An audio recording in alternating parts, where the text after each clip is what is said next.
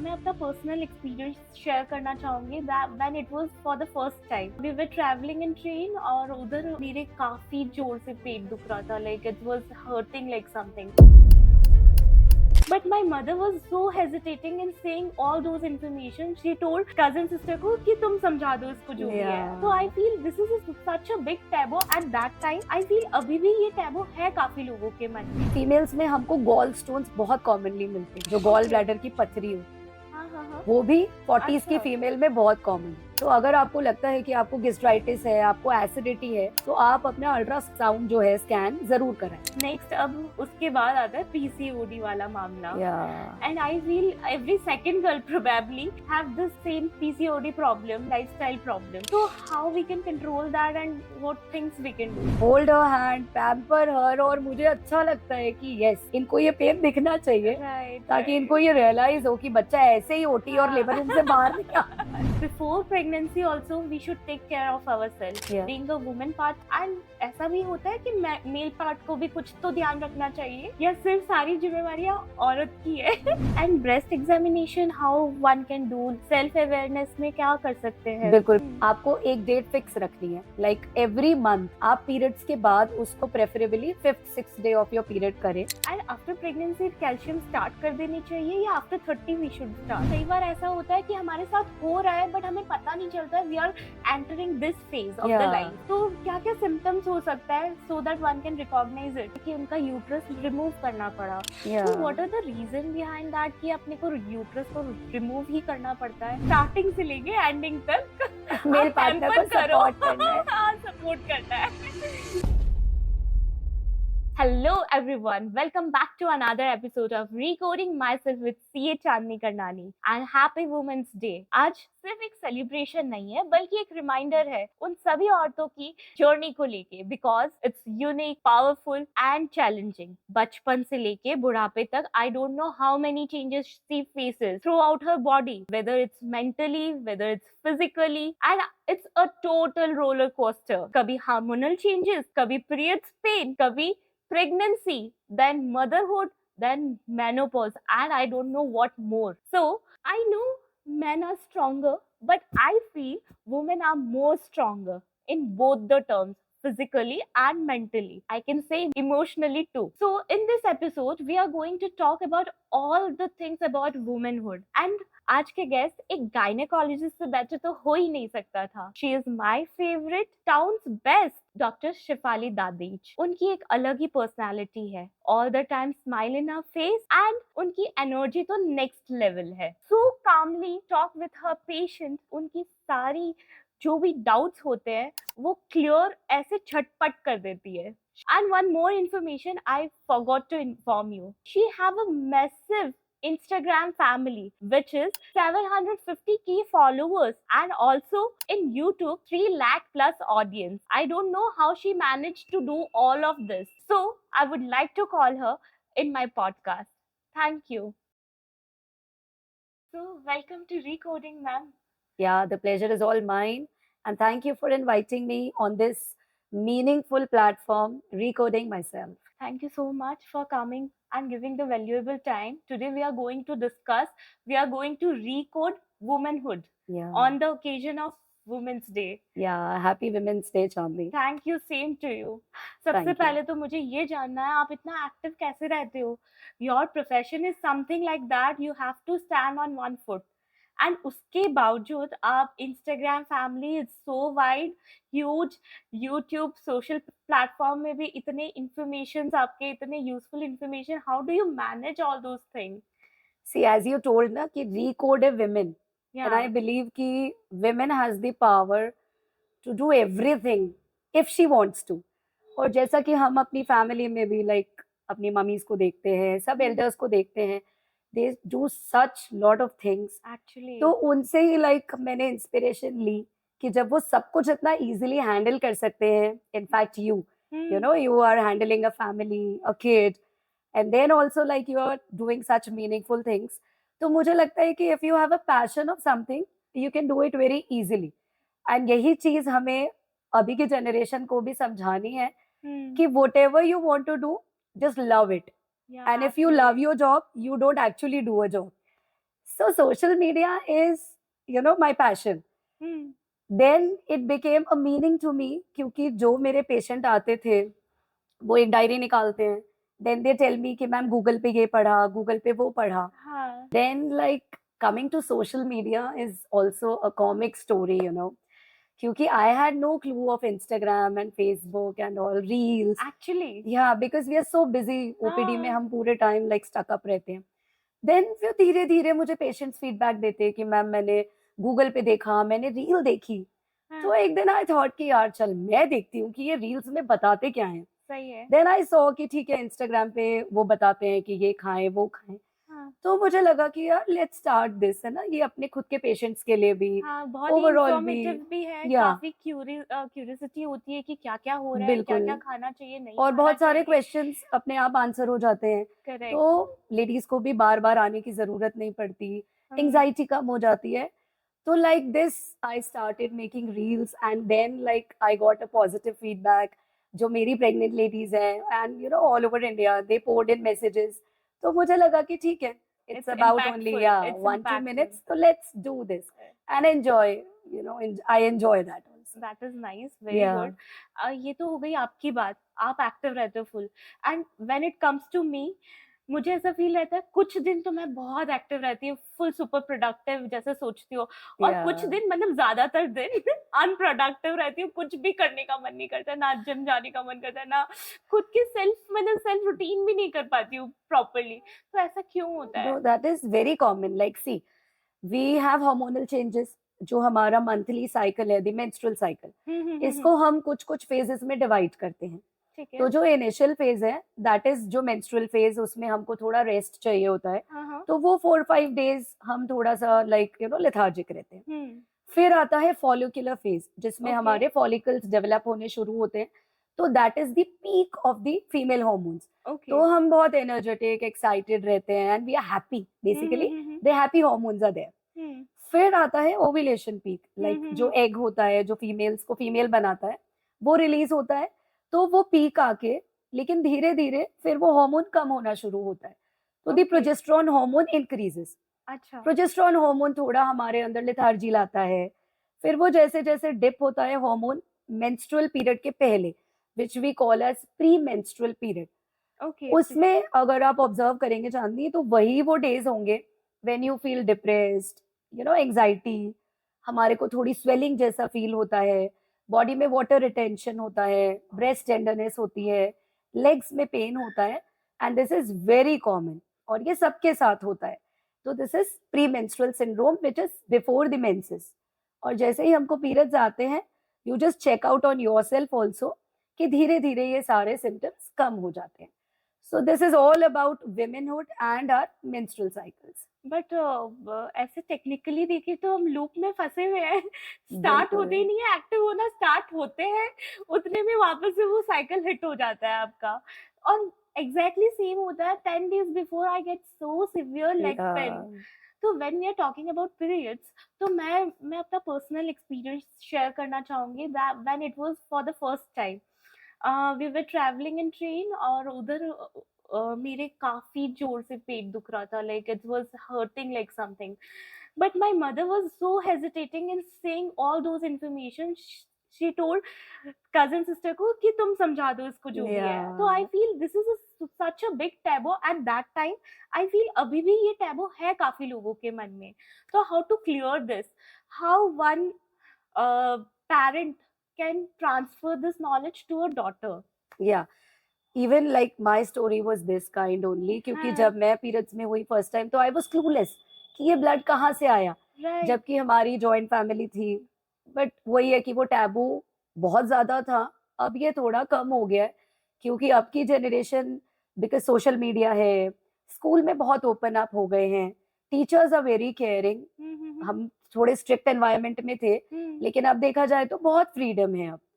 तो अब तो स्कूल वाले भी इनिशिएटिव लेते हैं. हम बहुत सारे स्कूल में लेक्चर्स भी लेने जाते हैं. Okay. इनफैक्ट लाइक बहुत शॉर्ट मूवीज, रील्स मैं बहुत बनाती हूँ अवेयरनेस के लिए. Okay. एंड बहुत अच्छी बात है कि जब स्कूल में हम लेक्चर्स लेने जाते हैं तो मदर्स भी इनवाइटेड होती हैं. Correct. तो कहीं ना कहीं doctor, teacher, like you all who are very active in social media, हम सब हाथ मिलाकर अगर चलेंगे तो जो थोड़ा बहुत झिझक बाकी है, जो थोड़ा बहुत टैबू सोसाइटी में अभी भी है, that will definitely break down.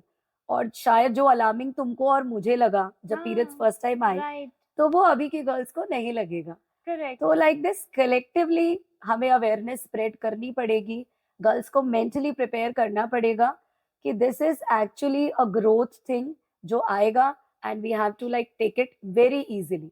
Otherwise actually girls depress हो जाती हैं, एंग्शियस हो जाती हैं. तो this we have to break, क्योंकि अभी करियर वाइज भी And like what is the बहुत right प्रेशर है. age for this ना? Because it differs. अगर ऐसे लगता है जल्दी हम नॉलेज दे दे तो सोशल मतलब I mean net, chat GPT and everything is there, Yeah. They will explore more things. What is the actually right age कि हमें इंफॉर्मेशन पास कर देना चाहिए, एंड क्या इंफॉर्मेशन पास करना चाहिए वो थोड़ा सा कि है ना, वो अपने डॉटर को शेयर कर सके कि ये देखो ये इंफॉर्मेशन है. Yeah. तो अब वैसे तो हम जो सोसाइटी में अभी ऑब्जर्व करते हैं कि जो एज पहले थी, इट वाज लाइक 14, 15, थोड़ा लेटर स्टेज में मेंसेस आते थे. अब जो मेनाकी है वो डिक्रीज हो गई है. अब नॉर्मली गर्ल्स अगर आप देखेंगे तो 12, 13 में पीरियड्स आने लग जाते हैं, because more early also, more early, या और पेनफुल भी हैं. सबसे बड़ा बात तो बिकॉज लाइफस्टाइल. सी अगर आप कंपेयर करेंगे तो पहले के मुकाबले ओबेसिटी बच्चों में ज्यादा है, क्योंकि बच्चे बैठे रहते हैं, जंक फूड बहुत ज्यादा हो गया है हैबिट हमारा, मोबाइल है, स्क्रीन टाइम है, टीवी देखते हैं, तो स्पोर्ट्स, फिजिकल एक्टिविटी कंपैरेटिवली कम हो गई है. करेक्ट. तो जिसकी वजह से वेट गेन होता है. वेट गेन की वजह से हार्मोनल चेंजेस फास्ट हो जाते हैं, ऑब्वियसली फास्ट हो जाते हैं. Plus social media add on कर देता है, कुछ अननेसेसरीली इंफॉर्मेशन भी बच्चों तक जाती है. तो इसीलिए मुझे लगता है कि communication is very important, and communication from the right person. Right. तो यही मदर्स का, सिस्टर्स का, सारे रिलेटिव्स का रोल आता है कि हम बच्चों को आराम से, प्यार से, क्योंकि अब के बच्चे ऐसे नहीं कि आप डांट के उनको समझा सकते हो, तो हमको बहुत टैक्टफुली उन्हें समझाना पड़ेगा ताकि इस चीज से वो डील कर सके.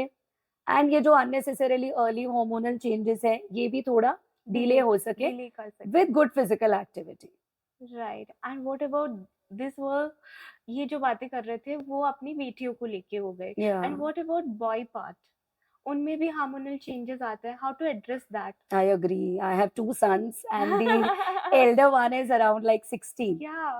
तो मुझे ऐसा लगता है कि शायद मैं पेशेंट को बेटर हैंडल करती हूँ. And yeah, I cannot, it's very difficult as a parent, And boys को भी एक्चुअली समझ में नहीं आता, क्योंकि मुझे लगता है गर्ल्स बोल देती हैं जो मन में है, ये पट पट पट बोला, एंड दे ओपन अप.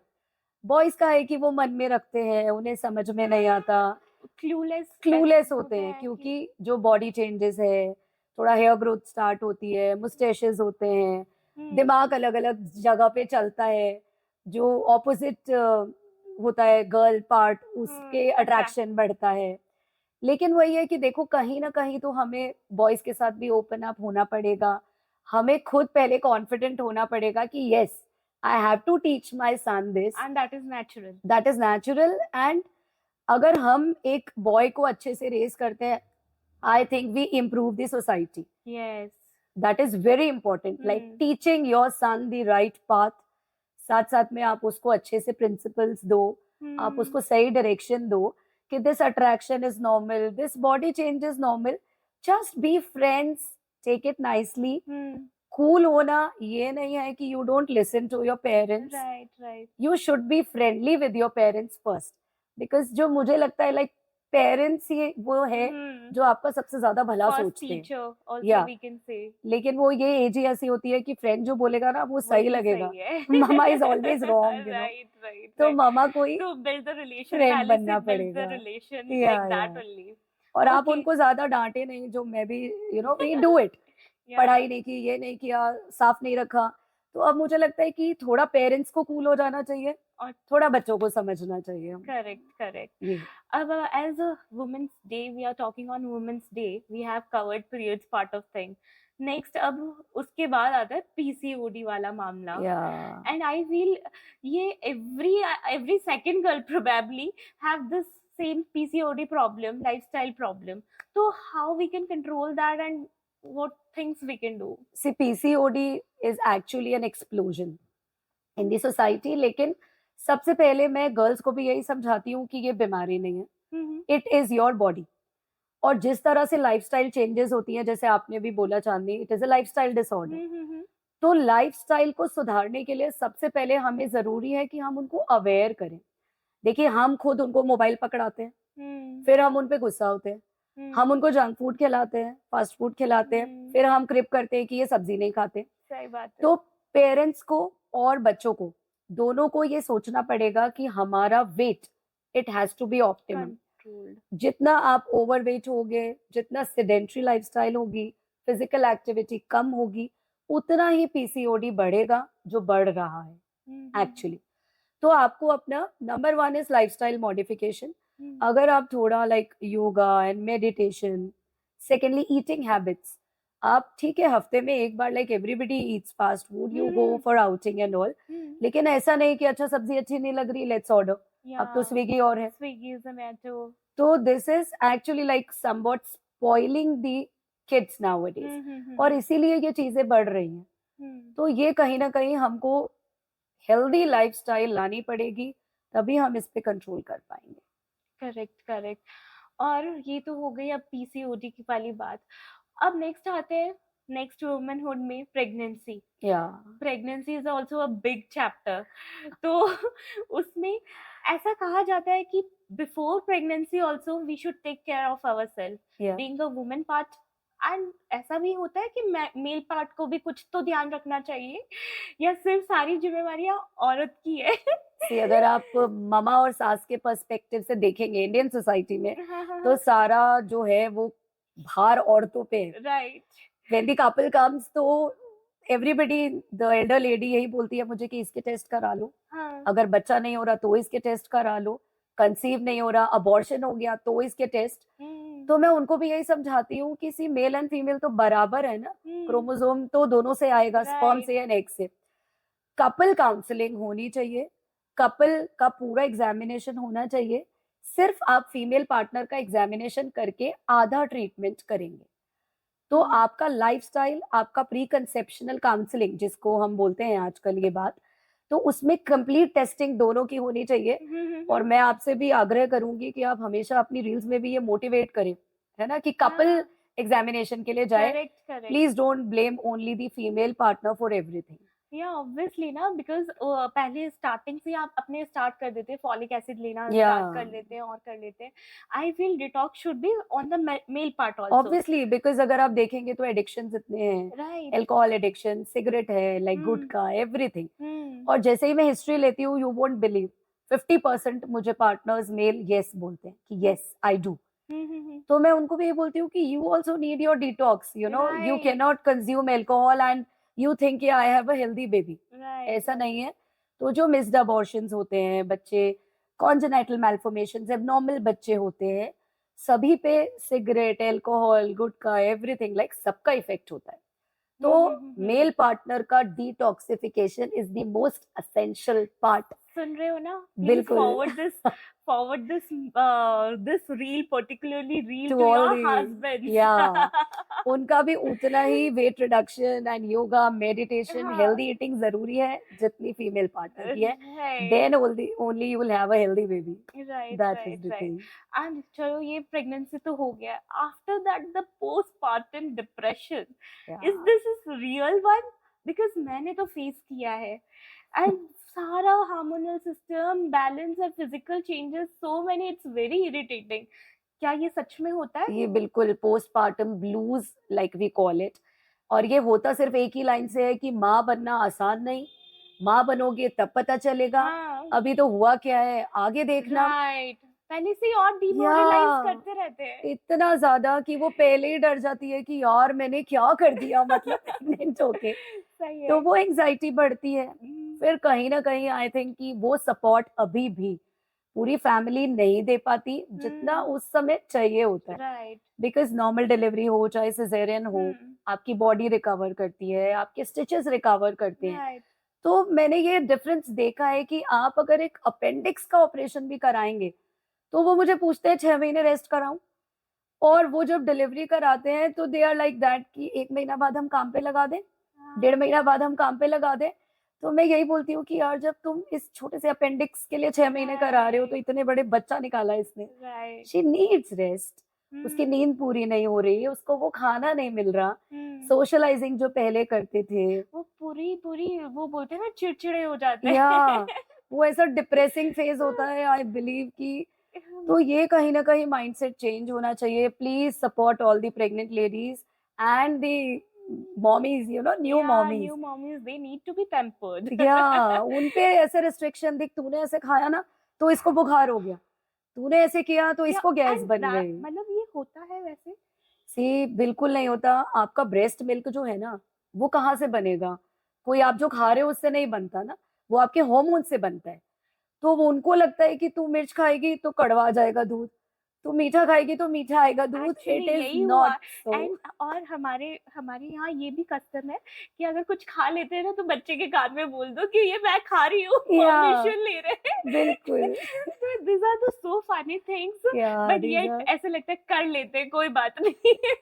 पर वो कर करके you actually sometimes you go in हाँ, depression right actually right. Because it is tiring. आप बच्चा संभालते हो, आपको खाना ऐसे टोकते रहते हैं, तो वो बड़ों को थोड़ा सा ये समझना पड़ेगा ये पार्ट भी कि pamper the new mommy, you know, right. क्योंकि उसकी बॉन्डिंग धीरे धीरे डेवलप होगी, वो ब्रेस्ट फीड कराती है, तो she needs mental So support. what are the issues which a new mummies are facing right now? Motherhood is that complicated? आपके पास किस टाइप के केसेस आते हैं? See motherhood is very simple and it is a beautiful journey जिसको आपको enjoy करना चाहिए। लेकिन जैसे ही मेरा राउंड होता है अगले दिन, सबसे कॉमन एक ही क्वेश्चन होता है, इसका दूध नहीं आ रहा। हाँ। एंड उसको इतना डीमोरलाइज कर देते हैं कि नहीं आ रहा नहीं आ रहा। तो मुझे लगता है कि यार वो ब्रेस्ट मिल्क 3 दिन बाद ही आएगा, Okay, उसको वो हाँ, 3 दिन उस बॉन्ड को डेवलप तो होने दो। हाँ, मतलब मैं right. हमेशा उनको ये बोलती हूँ कि डिलीवरी हुई है ना, हम्म। वो 6 घंटे में बॉडी को थोड़ी पता है कि बच्चा बाहर आ गया। Correct correct. Let it feel, let it change, hormonal changes होने दीजिए, ऑक्सीटोसिन प्रोलैक्टिन को रिलीज तो होने दो, वो तभी तो ब्रेन पे काम करेगा, फिर वो ब्रेस्ट पे काम करेगा। तो सबसे पहली ये एंजाइटी, फिर वो मदर इतनी एंजाइटी में चली जाती है क्योंकि दादी नानी मम्मी बुआ लाइक एवरीबडी एक ही क्वेश्चन है, दूध पिलाया, दूध आया। तो वो स्ट्रेस ब्रेस्ट फीडिंग को और कम करता है। Right. And in India I think अगर आपका ब्रेस्ट मिल्क कम आ रहा है ना, it is a crime in and guilty for the everybody. New mom, मतलब मैं फीड नहीं करवा पा रही हूँ। तो वो इट इज, मतलब आपको थोड़ा उनको समझाना पड़ेगा, उनको टाइम देना पड़ेगा, अपने आप फीड आएगा। कौन सी मम्मी है जिसको फीड नहीं आता? I have never seen. लेकिन आप स्ट्रेस में डाल के वो और लेट कर देते हो। तो let the bond develop, let the hormones change. Breast milk आज ही आप गांठ बांध ले, 72 आवर्स आफ्टर डिलीवरी ही आता है। ओके। तब तक रिलैक्स करो, वो आ जाएगा। Okay okay. एंड बाकी सारे प्रेगनेंसी रिलेटेड वीडियोस तो आपके चैनल में मिल ही जाएंगे हमें। तो नेक्स्ट पार्ट में मैं आना चाहूंगी कि ना, बचपन से लेके बुढ़ापे तक आई फील कि एक being a girl there are lots many changes. अब ये फिनिश हुआ ये चैप्टर, सेकंड प्रेगनेंसी, उसके बाद मेनोपॉज, तो 40s में I feel what is the right age, मतलब starting age if I say that? सी वैसे मेनोपॉज आता है 46 48 की एज में। Okay. But after 40 you know आपको अपना ध्यान रखना शुरू करना पड़ेगा, क्योंकि 40 के बाद में आपके सारे हार्मोनल चेंजेस होने चालू हो जाते हैं। तो आपका pains and mood swings and hot flashes, ये सब बहुत कॉमन है जिनको हम रिकग्नाइज नहीं कर पाते। और घर वाले भी यही बोलते हैं कि 40 के तुम हुए नहीं, तुम्हारे टैंट्रम्स चालू। राइट। तो ये टैंट्रम्स नहीं है, this is body change, you know. तो घर वालों का सपोर्ट, तो जैसे ये बॉडी चेंज में मूड स्विंग्स भी होते हैं, मतलब क्या क्या कॉमन फैक्टर्स आर देयर? देखिए हमारा so hair that thinning, one can relate ना, कई बार ऐसा होता है कि हमारे साथ हो रहा है बट हमें पता नहीं चलता है, we are entering this phase of the life.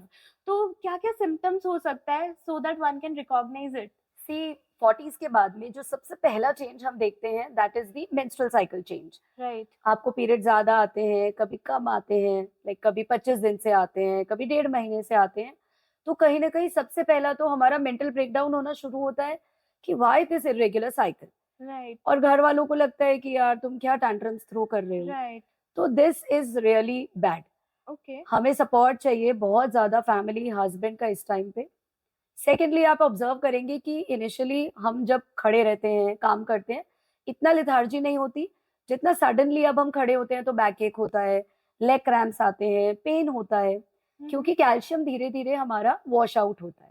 और मेल्स के कंपैरिजन में फीमेल्स को ऑस्टियोपोरोसिस जल्दी होता है, ओके क्योंकि धीरे धीरे हमारा जो ईस्ट्रोजन प्रोजेस्टेरॉन लेवल है वो एबनॉर्मल होता है. तो हमारी जो पेल्विक बोन है, बैक बोन है, उसकी कैल्शियम डेफिशिएंसी होनी शुरू हो जाती है. ओके तो बैक एक इज अर्ली. ओके फिर हमें लगेगा कि कुछ पसीना आ रहा है, गर्मी लग रही है, डिप्रेशन जल्दी आ रहा है, बहुत एंजाइटी हो रही है. तो दिस इज ऑल्सो कॉमन, क्योंकि वो हार्मोन बिल्कुल ऊपर नीचे हो रहे हैं, लेकिन हम रिलेट ही नहीं कर पाते. घर में भी सबको लगता है कि थोड़ी थोड़ी बात पे चिड़चिड़ करते हो, क्यों गुस्सा करते हो. तो this is not you who is doing गुस्सा, this is your hormones, they are changing and they are doing all this to you. Correct तो ये हमको रिकॉग्नाइज करके अर्ली अपने डॉक्टर से आराम से बात करें, अपने लाइफस्टाइल में थोड़े चेंजेस लेके आए, अपने आप पे थोड़ा ध्यान देना शुरू करें, थोड़ा yoga, meditation, walk, like socialising करनी चाहिए. Because I think like after 40 enjoy your life to the fullest. तभी आप ये जो अब बॉडी में चेंजेस हो रहे हैं आप उसको कोप अप कर पाएंगे. बिल्कुल बिल्कुल. Correct correct. तो ये तो हो गई अपने मेनोपॉज की बातें. अब मैं बात करना चाहूंगी the things which one should know about her body. Women should know about her body and कब किस टाइम उनको टेस्ट करवाना चाहिए, रेगुलर चेकअप्स करवाना चाहिए, कौन से मल्टीविटामिन हमें लेना चाहिए. तो I want to know about that. See, एक तो हम इसको एज वाइज कवर कर लेते हैं कि जो गर्ल्स है, प्यूबर्टी वाली गर्ल्स है, अगर आपको लगता है कि बहुत बच्चे लेथार्जिक हो रही है, अगर उसको मेंस्ट्रुअल पीरियड्स बहुत इरेगुलर हैं, या उसका वेट गेन इनएप्रोप्रिएटली हो रहा है, ज्यादा बढ़ रहा है, तो कुछ बेसिक टेस्ट है जो हमें करा लेने चाहिए. जैसे हीमोग्लोबिन है, बच्चों का शुगर है, thyroid level is very common, जो बहुत फीमेल्स में हमको मिलता है. तो अगर आपको बच्चों में ये कुछ भी गड़बड़ लगता है तो आपको करा लेना चाहिए. ओके. देन लाइक हमने जो कवर किया प्रेगनेंसी के टाइम पे, हम प्री कंसेप्शनल काउंसलिंग में कुछ बेसिक टेस्ट कराते हैं. राइट. सबसे इंपॉर्टेंट एज जो अभी हमने डिस्कस की, that is the perimenopausal. Okay. Menopause तो कि पीरियड्स आपके गए. सबसे ट्रिकी है जो पेरीमीनोपॉजल वाले 10 years, like 40 to 50. Okay. As you approach 40, कुछ बेसिक टेस्ट अगर हमको सिम्टम नहीं है तो भी हमें कराने चाहिए. क्योंकि जब भी मैं कोई टेस्ट कराती हूँ, सपोजिटली शुगर कराया, पहले तो हम बहुत रिलक्टेंट होते हैं कि नहीं हमें शुगर नहीं है. तो मैं एक ही सवाल पूछती हूँ कि how do you know. Right. हमने टेस्ट नहीं कराया. फिर अगर उनको शुगर, थायराइड भगवान नहीं करे निकल जाता है तो एक पहाड़ टूट जाता है. अब क्या होगा. तो आई जस्ट रिलैक्स देम कि देखो गाड़ी रोज चलाते हैं ना, एक्सीडेंट तो एक ही दिन होता है, तो कोई ना कोई चीज कभी ना कभी तो होगी. अब हो गई. एंड 40s के बाद में तो कुछ ना कुछ चेंज तो होगा ही बॉडी में. तो आपको अपना sugar, thyroid levels, haemoglobin level, सबसे इम्पोर्टेंटली अपना कोलेस्ट्रॉल, लिपिड प्रोफाइल, ये करवाना चाहिए. क्योंकि जो डिलीवरीज में हमारे अंदर चेंज होता है, जो इंडियन सोसाइटीज में हम लोग कहीं ना कहीं फैट्स खाते ही हैं डिलीवरीज के बाद, घर वाले खिलाते हैं. तो जो lipid, cholesterol and secondly females में हमको गॉल स्टोन्स बहुत कॉमनली मिलते हैं, जो गॉल ब्लैडर की पथरी होती है, वो भी 40s की फीमेल में बहुत कॉमन है. तो अगर आपको लगता है कि आपको गैस्ट्राइटिस है, आपको एसिडिटी है, तो आप अपना अल्ट्रासाउंड जो है स्कैन जरूर कराएं. उससे आपको एक बेसलाइन यूट्रस का आइडिया लग जाता है, गॉल ब्लैडर का आइडिया लग जाता है. तो आपको एक बेसलाइन 40 में ये कराना है कि ठीक है. And after what years, like अभी मैंने करवा लिया, after that again what is the time आप टू ये रीचेक. टेस्ट अगर आपके सब कुछ नॉर्मल आते हैं तो आप 2-3 साल में ये टेस्ट अपने रिपीट कराते रहें. ओके. एंड इसी में एक बहुत इंपॉर्टेंट है पैप्स में. आई थिंक आपने भी सुना होगा. राइट. क्योंकि HPV vaccine, cervical cancer screening, like ये बहुत चल रहा है अभी, कॉमनली हम लोग भी बहुत एजुकेट कर रहे हैं. तो पैप्स टेस्ट होता है जो बहुत सिंपल ओपीडी प्रोसीजर है. सर्विक्स के माउथ से लाइक हम लोग जो उसका डिस्चार्ज है वो भेजते हैं लैब में, so that we get to know कि cervical cancer, like which is the second most common cancer in India, in Okay. Females, तो उसका अर्ली स्क्रीनिंग हो जाए। तो अगर हमको डेंजर है आगे होने का, तो it is a very nice test. अगर हमको पता ही चल जाएगा तो एटलीस्ट हम आगे मेलिग्नेंसी से राइट, बचेंगे। एक्चुअली वो पता चलना इज द ग्रेट प्रोसेस या ना, उसके बाद तो काफी मेडिसिन है, काफी बिल्कुल। टेक्नोलॉजी में काफी एडवांसमेंट है, या सब कुछ क्योर हो सकता है। बिल्कुल। तो ये तो हो गया। And breast examination, how one can do या सेल्फ अवेयरनेस में क्या कर सकते हैं? बिल्कुल, ब्रेस्ट सेल्फ एग्जामिनेशन एक बहुत सिंपल चीज है। आपको एक डेट फिक्स रखनी है, लाइक एवरी मंथ आप पीरियड्स के बाद उसको preferably 5th 6th day of your period करें। आप आराम से मिरर के सामने खड़े हों, और फिर सबसे पहला इंस्पेक्शन, कि आपको ब्रेस्ट अपना देखना है कि कहीं कोई ब्लैकनिंग तो नहीं, रेडनेस तो नहीं, साइज में अंतर तो नहीं, कोई सूजन तो आपको नहीं दिख रही, कोई लंप या गांठ तो आपको नहीं दिख रही, निपल्स Okay. कहीं रिट्रैक्टेड तो नहीं लग रहे। कोई भी चेंज अगर आप उसको मंथ वाइज करेंगे तो डेफिनेटली आपको दिख जाएगा। जैसे अब मुझे फेस पे दिखता है कि यार यहाँ पिंपल है कि यहाँ पिंपल है। Right right. पिंपल आपकी जान नहीं लेगा, लेकिन कैंसर आपकी जान जरूर लेगा। हम हर चीज करने को रेडी हैं, लेकिन ये जो अवेयरनेस है, राइट लाइक ये हम नहीं करते, हम राइट। आलस करते हैं। तो सबसे पहला इज इंस्पेक्शन। फिर आप आराम से एक हैंड से, लाइक ये जो आपकी फिंगर्स हैं, आप 3 फिंगर लीजिए, अपने ब्रेस्ट को एग्जामिन करना है। जो आपको मिडिल पोर्शन से, निपल से लेटरल साइड में आपको जाना है, सारी जगह पे, चारों क्वाड्रेंट्स में। आप अपने निपल को एग्जामिन करें, ब्रेस्ट को एग्जामिन करें कि आपको कोई लंप फील तो नहीं होता। Very simple. आप दोनों ब्रेस्ट में, अगर आपको लेफ्ट करना है आप राइट हैंड से, अगर आपको राइट करना है लेफ्ट हैंड से, सिंपल एग्जामिन करना है। कुछ भी चेंज आपको दिखता है, बिना समय खराब किए इमीडिएटली डॉक्टर को दिखाना है। चाहे घर में व्रत हो, त्योहार हो, बच्चे के एग्जाम हो, no, right. You are the most important thing in the family. सब कुछ Right. आपसे जुड़ा उसके है। कोई सिम्टम्स नहीं होते, बट इट इज मतलब या dangerous, I can it is absolutely dangerous. अगर आप उसको अवॉइड इग्नोर करेंगे कर रहे हैं। तो वो बढ़ता जाएगा। अगर आपको लगता है कोई गांठ है, लंप है, कोई सिक्रीशन है, इमीडिएटली दिखाइए। आप अपने इन्वेस्टिगेशन करा लीजिए, आप रिलैक्स हो जाएंगे कि कुछ भी दिक्कत नहीं है। See, prevention is always better than cure. तो अगर आप उसको डायग्नोज कर लेंगे, प्रिवेंट कर लेंगे, तो आप बहुत सारी प्रॉब्लम से टाइमली बच जाएंगे। Correct correct. और मैं आफ्टर 45 या 50s में एज ग्रुप के कोई ना कोई अपने फैमिलीज में जरूर सुने होंगे कि उनका यूट्रस रिमूव करना पड़ा। तो what are the reason behind that कि अपने को यूट्रस को रिमूव ही करना पड़ता है? जैसे जैसे हमारे हार्मोन चेंज होते हैं चांदनी, कुछ कुछ एजिंग होती है, राइट? हमारे जॉइंट्स की एजिंग, हमारे स्किन की, हेयर की, लाइक एवरीथिंग एजेस। वैसे ही हमारा यूट्रस भी एज करता है। उसमें फाइब्रॉइड्स इज वेरी कॉमन, कुछ गांठें होती हैं, कुछ हार्मोनल चेंजेस की वजह से स्वेलिंग आती है यूट्रस में। मेलिग्नेंसीज अर्ली स्टेज में हो सकती है, जो मैंने आपको बताया। कई बार बहुत एबनॉर्मल हार्मोन प्रॉब्लम होती है कि ब्लीडिंग इतनी ज्यादा होती है कि हमारी day to day activity effect करती है, हमारा हीमोग्लोबिन डाउन हो जाता है।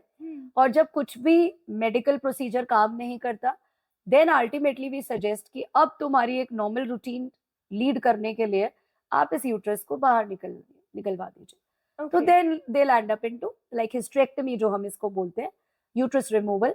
उसमें भी यदि आप 45 की एज से छोटे होते हैं तो नॉर्मली हम लोग ओवरीज, जो हार्मोन प्रोड्यूस करती है, उसको छोड़ देते हैं। अगर आप 45 के ऊपर हैं तो ओवरीज भी हम लोग रिमूव कर देते हैं। Okay, then after that it Yeah. Is okay? It is not okay actually. After that आपको अपना ध्यान सप्लीमेंट्स के थ्रू रखना बहुत जरूरी है। आपको डेली कैल्शियम लेना है, आपको vitamin D, which is very less in Indian females, आपको हर 6-7 महीने से विटामिन डी लेना है। विटामिन ई कैप्सूल्स आते हैं, वो लेना है। साथ साथ में जो एक हेल्दी डाइट है, जो हम डे टू डे एक्टिविटीज की वजह से सबसे ज्यादा फीमेल ही अवॉइड करती है। करेक्ट। सब्जी कम बची है, कोई बात नहीं, अचार से खा लूंगी। दूध नहीं बचा, पानी पी के सो जाएंगे। ऐसे नहीं करना, because now you actually need these things. तो diet has to be healthy, dry fruits, vegetables. This is for the सब लोगों के लिए, सब लोगों के लिए, बिल्कुल। बट इतना सारी चीजें है ना, मतलब कोलेजन भी स्टार्ट हो गया है, vitamin D, it's too many things on the same time. तो इसके कोई ड्यूरेशन में हमें फॉलो करना चाहिए, या ड्यूरेशन में लेना चाहिए, या कैसे ले सकते हैं? It is your symptoms basically. ऐसा नहीं है कि हमें ये भी लेना वो भी लेना।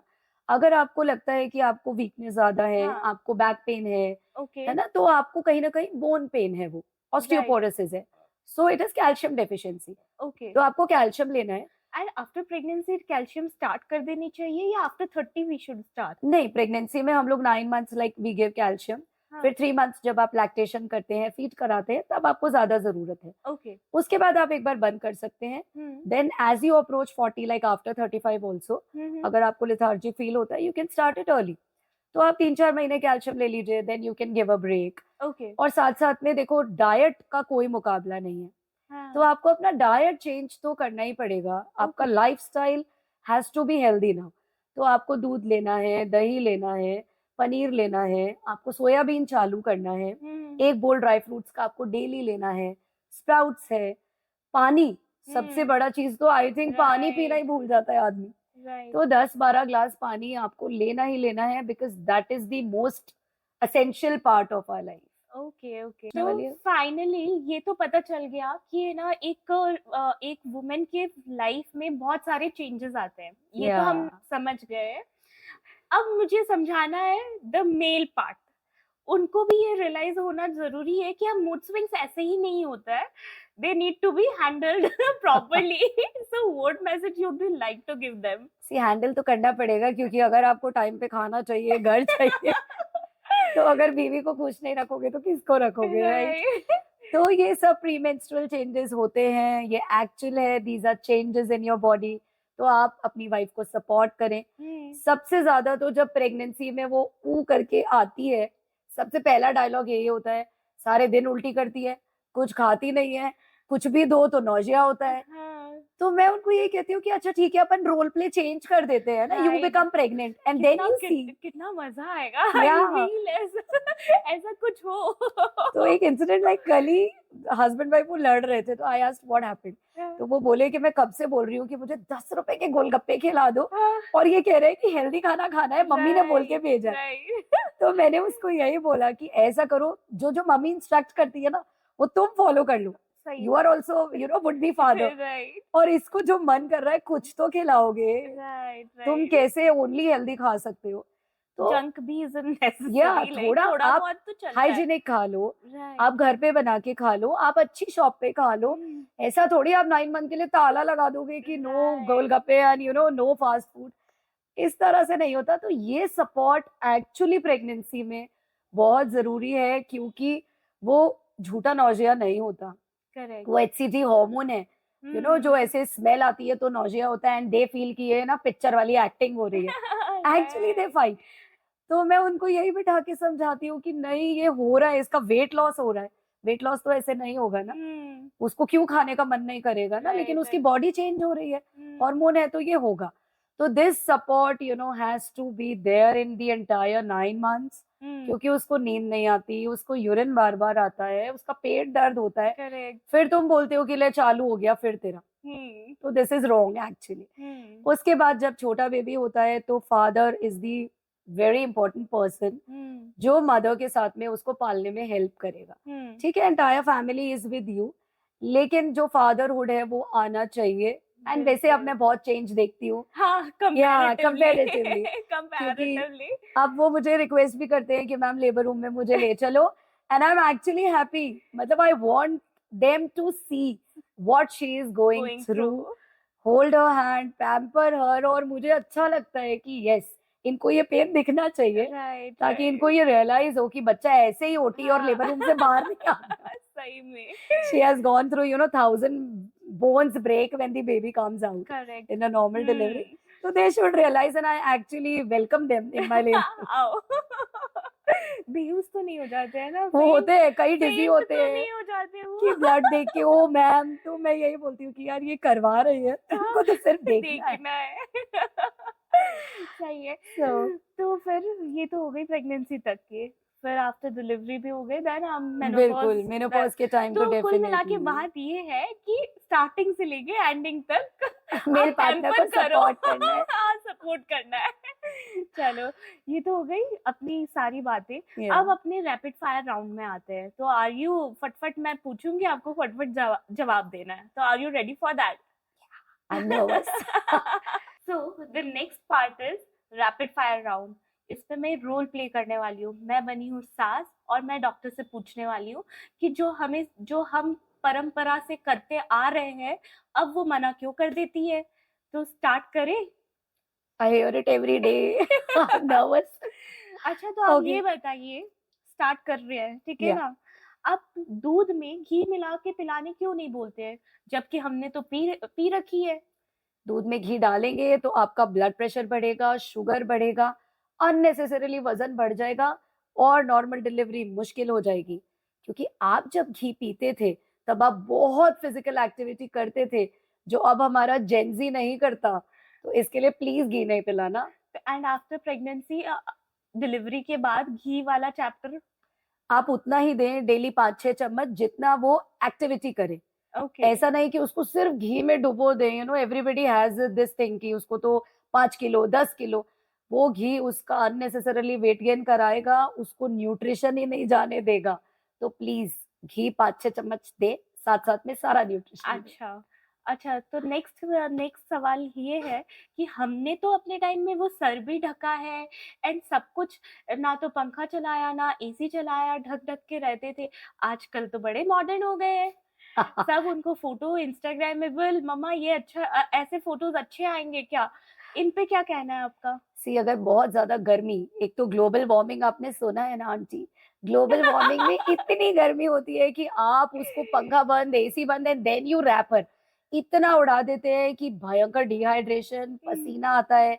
फिर वो बच्चे को जब ब्रेस्ट फीड कराते हैं तो और डिहाइड्रेट हो जाते हैं। एक ऑप्टिमम टेम्परेचर रूम का 28 से 30 डिग्री अगर होगा, बच्चा भी खुश, माँ भी खुश। अगर सर्दियों में हो रही है डिलीवरी, आप आराम से स्कार्फ लगाइए, अदरवाइज दूसरे मौसम में उसे गर्मी में मत रहने दें। अच्छा, स्कार्फ नहीं नहीं भी लगाए तो चलता है? बिल्कुल बिल्कुल। ओके, अच्छा, क्लियर क्लियर हो पा रही हूँ। नेक्स्ट क्वेश्चन ये है कि पानी कितना पीना चाहिए? हमारे टाइम में तो बहुत कम कम पानी पीते थे। इसीलिए आपके टाइम में यूटीआई बहुत होता था। I am sorry. हाँ। यूरिन इन्फेक्शन होता है, दूध कम आता है, डिहाइड्रेशन होता है। मैं बोलती हूँ पानी पीना है, एंड जो मदर इन लॉ है वो बॉटल को हटा देती है, लेकिन एक्चुअली पानी इज अमृत। ठीक है, 10 से 12 ग्लास पानी बिल्कुल पीना है, तभी आपका ब्रेस्ट फीड भी अच्छा आएगा। और ओके। अगर आप गुनगुना पानी पिएंगे तो actually it will help in your weight loss also. जो आपका बेली फैट बढ़ा है वो भी आपका कम होगा, आपका डाइजेशन ठीक होगा, डिलीवरी के बाद की एसिडिटी भी ठीक होगी। इसलिए 10 से 12 ग्लास पानी इज असेंशियल। ओके।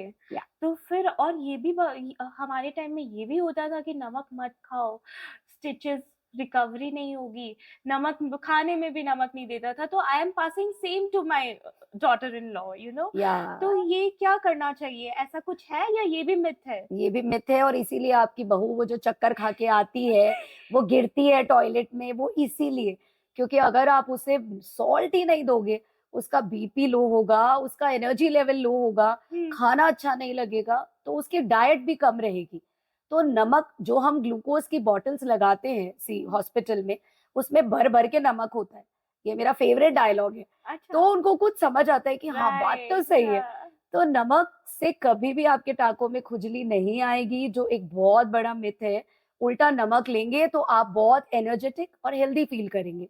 ज्यादा मत दीजिए, लेकिन जो टेस्ट बड्स को चाहिए एटलीस्ट उतना नमक, हल्दी, हींग, जीरा, दालचीनी, लौंग, ये सब कुछ डाल के देना है, और ये सभी चीजें ब्रेस्ट मिल्क भी इंक्रीज करती है। ओके। और अब नेक्स्ट मैं ये बोलना चाहूंगी कि मोबाइल आजकल बच्चे बिना मोबाइल के तो रह ही नहीं सकते। तो मैं तो बोल बोल के थक जाती हूँ कि मोबाइल मत देखो, मोबाइल मत देखो, एटलीस्ट फॉर 45 डेज। इसमें आप क्या कहना चाहोगे? देखिए, वैसे तो इसमें मैं आपसे सहमत हूँ। हाँ। मोबाइल बहुत ज्यादा नहीं देखना, लेकिन यदि मोस्टली देखो आजकल सब लोग वर्किंग होते हैं, या हस्बैंड्स बाहर हैं, अपने मम्मी से बात करनी है, तो ऐसा नहीं है कि 45 डेज आपको मोबाइल टच ही नहीं करना, उसमें कोई करंट नहीं आता है। लेकिन आप डेली अपने थोड़ा बहुत, अगर आपका ऑफिस का काम है, रिलेटिव से बात करनी है, हस्बैंड से बात करनी है, तो उतना आपको अलाउड है। ये कोई चीज नहीं है कि मोबाइल टाइम बिल्कुल पास ही के लिए आपको मत हार्म नहीं है। करो या आप। अननेसेसरली आपको स्क्रीन टाइम नहीं रखना, क्योंकि फिर आप बच्चे पे भी कॉन्सेंट्रेट नहीं कर पाते। करेक्ट। लेकिन अगर कोई जरूरी काम है, you just talk, do it and you keep it. और हमारे टाइम में तो काजल भी लगाते थे और करते थे, लेकिन आजकल के बच्चे काजल लगवाना चाहते नहीं है। तो क्या काजल एक्चुअली शायद मेरी तो आंखें छोटी है, मेरी नानी ने भर भर के काजल डाला था, तो I am the live example for हाँ, दिस। मतलब यही होता था उस टाइम भी कि या काजल लगाओ, आंखें बड़ी-बड़ी होगी, तुम काजल ही नहीं लगाती हो। नहीं तो आधे घर वालों की तो आंखें फिर भी छोटी है हाँ, ना जब आप राइट। काजल डालते थे। हाँ। लेकिन काजल से एक्चुअली जो हमारे हैंड का इन्फेक्शन है वो बच्चे के आईज में जाता है। तो काजल हमको नहीं लगाना आईज में, हुँ, हम हुँ, सर हुँ। पे, कान के पीछे, एनीवेयर जहाँ मर्जी हो वहां लगा सकते हैं। But kajal is a big no मेरी तरफ से भी और पीडियाट्रिशियन की तरफ से भी। ओके। या और ये भी तो पहले सुनने मिलता था ना अपने को, हम जो खाएँगे वही बेबी को फीड में मिलेगा। तो हम मीठा खाओ, ये कड़वा हेल्दी चीज़ें खाओ, फास्ट फूड मत खाओ। अगर तुम्हें गैस बनेगा तो बेबी को भी गैस बनेगा। हाउ मच ये कितना सच है? देखिए, ब्रेस्ट फीडिंग हार्मोन से बनता है ब्रेस्ट मिल्क, वो आपके खाने से, आपके ब्लड से नहीं बनता। अच्छा। तो आप जो भी खाते हैं वो तो अल्टीमेटली डाइजेस्ट हो जाता है। ऐसा नहीं है कि आप करेला खाएँगे तो दूध कड़वा आएगा या आप रसमलाई खाएँगे तो दूध मीठा आएगा। दूध का स्वाद तो वही का वही रहेगा जो कॉम्पोज़िशन होता है। हुँ, इसलिए जो भी ब्रेस्ट फीडिंग मदर्स हैं, आप उन्हें सब कुछ खाने दें, सारी वेजिटेबल्स, फ्रूट्स, एवरीथिंग, ताकि उनकी भूख बढ़े, उनका एनर्जी लेवल रहे और जो-जो चीज़ों में उनको vitamins and minerals and proteins चाहिए, उनको सब कुछ मिलेंगे तो इनफैक्ट ब्रेस्ट मिल्क ज़्यादा हेल्दी रहेगा। ओके।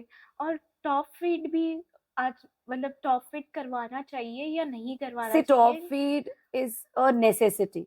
अगर आपका ब्रेस्ट मिल्क पूरा नहीं आता, कम आता है, आप पंप आउट नहीं कर पा रहे, आप वर्किंग हो, आप जा रहे हो, हुँ। बीमार हो, तो जो गाय का दूध आप लोग बहुत पसंद है आपको देना, वो नहीं देना, क्योंकि कब तक फॉर्मूला नहीं फीड देना? एटलीस्ट 6 मंथ्स, नहीं देना या चाहिए। 6 मंथ्स के बाद गाय का दूध देना चाहिए, नहीं तो बच्चे का डाइजेशन खराब होता है। ओके, तो जो फॉर्मूला मिल्क है that is very much similar to the breast milk. तो ओके, अगर इमरजेंसी है तो आप प्लीज टॉप फीड या फॉर्मूला फीड दें। आप बकरी, ऊंट, गाय का दूध बिल्कुल नहीं दें। ओके। तो हमारे टाइम में वो नहाने वाला इश्यू भी रहता था, तो या उसका उसका भी आप क्लियर कर ही दो जब आपने सब कुछ क्लियर कर दिया है कि या जब पुराने टाइम वाला फ़ॉर्मूला अब नहीं चलेगा। तो better to consult a doctor and clarify your doubts. See हम तो यही मानते हैं कि जितना आप हाइजीन मेंटेन करोगे, क्योंकि बच्चा आपके पास रहता हुँ, हुँ, है हुँ। ना, और वो बहुत छोटा है, तो आपको हुँ। कोई भी इन्फेक्शन होगा, पसीना आएगा, अगर क्लीन नहीं रहोगे, उसको चिपका के आप ब्रेस्ट फीड कराते हो, तो वो सभी स्किन के इन्फेक्शन बच्चे को भी जाएँगे। तो आपको साफ-सुथरा डेली नहाना है ताकि बच्चे को भी आप क्लीन एंड हेल्दी रख सको। ओके, ये तो हो गई बीइंग सासू वाला पॉइंट। हाँ। अब नेक्स्ट तो मैंने रोल प्ले तो कर लिया मदर इन लॉ का। Now it's time for actual rapid fire. Okay, so periods, comfort food or workout, which is your go-to remedy? Workout definitely. Okay, what is the best time to plan pregnancy? See Gen Zs के लिए message है कि plan a pregnancy around 30, 31, 32, at least पहला baby हो जाना चाहिए, so that जो congenital malformations है, abnormal babies and Hmm. All, उसका रिस्क थोड़ा कम हो जाता है। Okay, so कोई ऐसी पेशेंट्स के फनीएस्ट मोमेंट या अनएक्सपेक्टेड क्वेश्चंस कोई आपको याद है? हाँ, recently funny like it happened कि जो मैं इंस्टाग्राम पे रील्स डालती हूँ, तो एक पेशेंट मेरे चैम्बर में घुसा and then she was like, आप इंस्टाग्राम रील बनाते हो? तो मैंने कहा हाँ। तो बोली, आई थॉट आप दिल्ली मुंबई से होगे, बीकानेर की लड़की कैसे रील बना सकती है? सही बात है। आई वाज लाइक, इसलिए ही बना रही हूँ कि बीकानेर तो कहाँ टॉप पे जा सकता है। Correct. तो it was a funny thing. Right. Okay. Only coming to, as we are celebrating Women's Day, what advice you will give to all the women who are ignoring their health? बिल्कुल। सबसे पहला अपना सेहत का ख़्याल रखिए, क्योंकि हम्म, मुझे लगता है बच्चा बीमार, हस्बैंड बीमार, they are on their toes hmm, उसकी देखभाल करने के लिए। लेकिन हम अपना बहुत इग्नोर करते हैं हेल्थ, इसीलिए जो पीरियड्स प्रॉब्लम्स है, जो यूट्रस में कई बार एब्नॉर्मलिटीज़ होती हैं, हम्म, मैलिग्नेंसीज़ की जैसे हमने बात की, वो बहुत ज़्यादा लेटर स्टेज में हमको पता चलती है। हीमोग्लोबिन डाउन है, वीकनेस है, काम किए जा रहे हैं। So don't right. Do this, because आप सेहतमंद रहेंगे तभी तो पूरी फैमिली सेहतमंद रहेगी, 100%. तो अपना ख़्याल रखिए, डॉक्टर की परामर्श लीजिए टाइम से, अपने विटामिन्स लीजिए, अपने खाने का ख़्याल रखिए, नींद पूरी लीजिए और खुश रहिए। Okay, the last one, हाँ, जो अभी जेंसी वाले आ रहे हैं आपके पास, पेशेंस जो प्रेगनेंसी है, वो आप कितने सालों से कर रहे हो आपकी practice, like See, it is like approximately 18 to 20 years so I'm what practicing. Difference you can feel अभी वाली मम्मीज एंड पहले वाली मम्मीज में? ये अभी वाली मॉमीज बहुत वैसे लिबरल है and it is a good compliment to them. Okay, पहले वालों को बहुत लगता था कि काम ये वो जो नौजिया होता था उनको लगता था कि नहीं ये सब नाटक है, लेकिन अब वाली मॉमीज बहुत Aware भी सपोर्टिव है. हैं, अवेयर हैं, शायद सोशल मीडिया से भी जुड़ी हैं, हाँ. तो दे नो. और अब वो बहुत सपोर्ट करते हैं. नॉर्मल डिलीवरीज के लिए भी वो मोटिवेट करते हैं, एक्सरसाइजेस के लिए मोटिवेट करते हैं. अब उनको ये रियलाइज होता है कि unnecessarily bed rest ultimately health को डैमेज करेगा. तो अब प्रेगनेंसी में लोग पहले से ज्यादा वर्कआउट कर रहे हैं, अवेयर है, हेल्दी चीजें खा रहे हैं एंड दैट इज गुड. तो वो प्रेगनेंसी इज इट सो? एक और मिथ है क्या ये 1 से 3 मंथ्स का पीरियड बहुत क्रूशियल होता है प्रेगनेंसी में, ऐसा कुछ है? या we should take care specially for those 3 months, after that आप वर्कआउट कर सकते हो, या आप कब से वर्कआउट करना स्टार्ट कर सकते हो? देखो, थोड़ा workout, breathing exercise, stretching, walking, ये सब आप फर्स्ट 3 मंथ्स में कर सकते हैं. अच्छा, लेकिन वो सबसे पहला शायद घर में यही लगता है कि नहीं तुमको अब सीढ़ी नहीं चढ़नी. मतलब एज सून एज वो 2 लाइन आती है ना तो एक बहुत भारी रिस्ट्रिक्शन लग जाता है. राइट, ड्राइव नहीं करना, ऐसे नहीं बैठना. तो दिस इज ओके. अब सिंपल फंडा ये होता है कि आपको झटका नहीं लगना, आपको जर्क नहीं लगना चाहिए. बाकी आप अपना रूटीन एक्टिविटी, सीढ़ी चढ़ना उतरना धीरे धीरे आराम से, ड्राइविंग भी सब कुछ कर सकते हैं. थोड़ा हेल्दी खाइए, कभी कभी चीट डाइट कर लीजिए ताकि आपके टेस्ट बड्स को भी वो सब मिलता रहे, तो वो बच्चा भी खुश रहेगा अंदर. okay, it was a lovely experience from my end to talk with you. I would like to ask you, how was your experience with recoding myself? Yeah, very nice, Shami, because it is a great experience when a woman asks another woman for a third woman, you know, Right. because मुझे लगता है कि अगर हम एक दूसरे को support करेंगे, हम विमेन अवेयरनेस के लिए अगर क्वेश्चंस पूछेंगे, हाँ. तो इट इज गुड कि हम उनकी हेल्थ के बारे में सोच रहे हैं. And it is a very great platform which you have started to spread awareness on various topics. So I wish you all the very best for all your future podcast too. And stay healthy, stay positive. That is my basic mantra in life. Thank you so much. Thank you so much for giving you such a valuable time. My pleasure. And दोस्तों, आज हमने खूब सारे topics के बारे में बात की है, स्पेशली ऑन वुमेन्स डे. तो starting from periods, hormonal changes, starting ending of periods, pregnancy, सब कुछ हमने बात की है. तो ये सिर्फ एक वुमेन को जानने की जरूरत नहीं है, but I feel men should also be aware about all those things. I hope you like the entire podcast. Thank you so much, and please, if you like and share, it will help me to bring more content to you. Thank you so much.